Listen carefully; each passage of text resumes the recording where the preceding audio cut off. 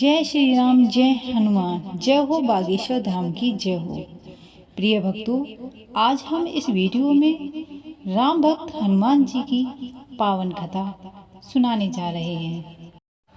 हनुमान जी का नाम आते हमारे सामने जो छवि आती है वो श्री राम जी के सबसे बड़े बलशाली ताकतवर भक्त के रूप में आती है।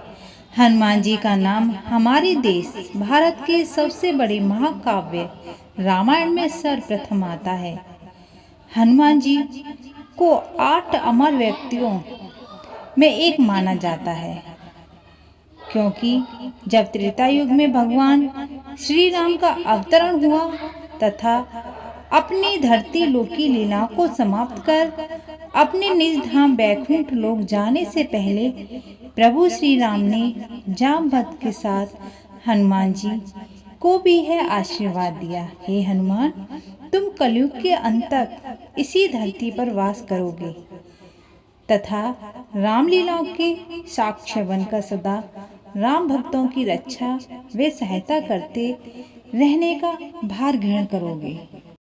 माता सीता ने जब हनुमान जी को उनसे कुछ मांगने को कहा तो हनुमान जी ने कहा, जहाँ जहाँ पर श्री राम चर्चा हो वहाँ वहाँ मुझे उनका नाम व चर्चा सुनने का आशीर्वाद प्रदान करना। तभी श्री राम जी कहने लगे, हे सीते, यह तुमसे बहुगुणा शरीर सहित राम चर्चा में सम्मिलित होने का वरदान मांग रहा है।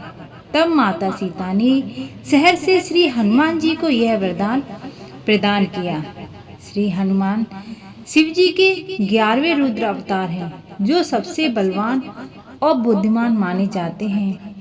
माना जाता है कि हनुमान जी का जन्म श्री राम जी की सहायता करने के लिए हुआ था। हनुमान जी की ताकत और उनकी बुद्धि की अनेकों कहानियां प्रचलित हैं। कहते भी हैं, कलयुग में कोई ईश्वर अगर हम धरती पर हैं तो वे केवल श्री राम भक्त हनुमान जी। उन्हें वायुपुत्र भी कहा जाता है, क्योंकि उनका वेग वायु से भी तेज कहा जाता है कि वो वायु देव के पुत्र हैं तथा एक ऋषि के श्राप के कारण ही उनका जन्म एक वानर के रूप में हुआ। हनुमान जी के भक्त बल और बुद्धि की कामना उनसे करते हैं। हनुमान जी का नाम लेते ही सभी दुख दूर हो जाते हैं।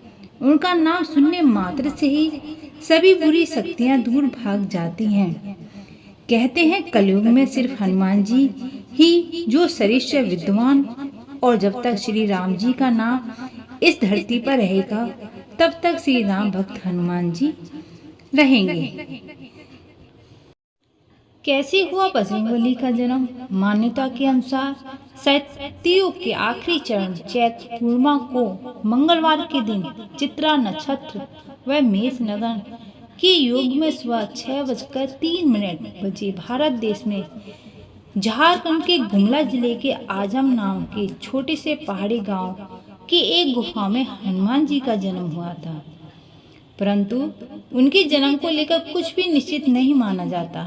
ऐसा कहा जाता है क्योंकि मध्य प्रदेश के आदिवासी इलाके के लोगों का कहना है कि हनुमान जी का जन्म मध्य प्रदेश में हुआ है, जबकि कर्नाटक के रहने वालों की यह धारणा है हनुमान जी का कर्नाटक में पैदा हुए थे। पप्पा और किष्किंधा के ध्वजावेश अभी हप्पी में देखे जा सकते हैं। इस प्रकार हनुमान जी के जन्म को लेकर कई तरह की मान्यता है, परंतु उनकी शक्ति को कोई भी नकार नहीं सकता। कहा जाता है, जिसने हनुमान जी का नाम लिया उसने अपने जीवन में वो सब पा लिया जो वह चाहता है। हनुमान जी जब छोटे थे तो बहुत नटखट थे। बजरंग नाम उनके पिता केसरी जी ने रखा। एक बार की बात, हनुमान जी को बहुत भूख लग रही थी। उनकी माँ अंजना उनके लिए भोजन ला रही थी। उन्होंने खेल खेल में ही सूर्य भगवान को लाल रंग का फल जैसा समझकर उन्हें ही खाने के लिए अपने आकार को बहुत बड़ा बनाकर अपने मुंह में रख लिया। ऐसा होने से उनकी माँ अंजना परेशान हो गई।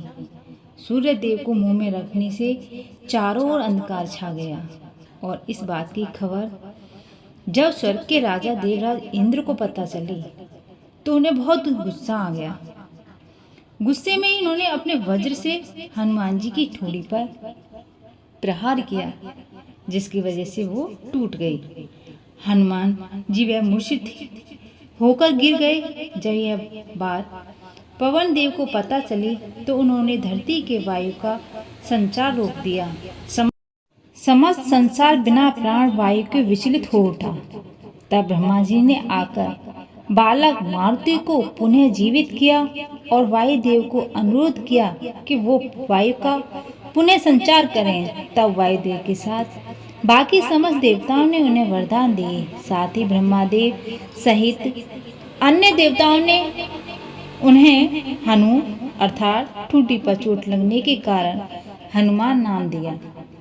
ठोड़ी को संस्कृत में हनु कहते हैं और तब से बजरंग नाम हनुमान पड़ा तथा अति पराक्रमी बलवान होने के कारण उनका नाम बजरंग के साथ साथ बजरंगबली भी कहा जाने लगा।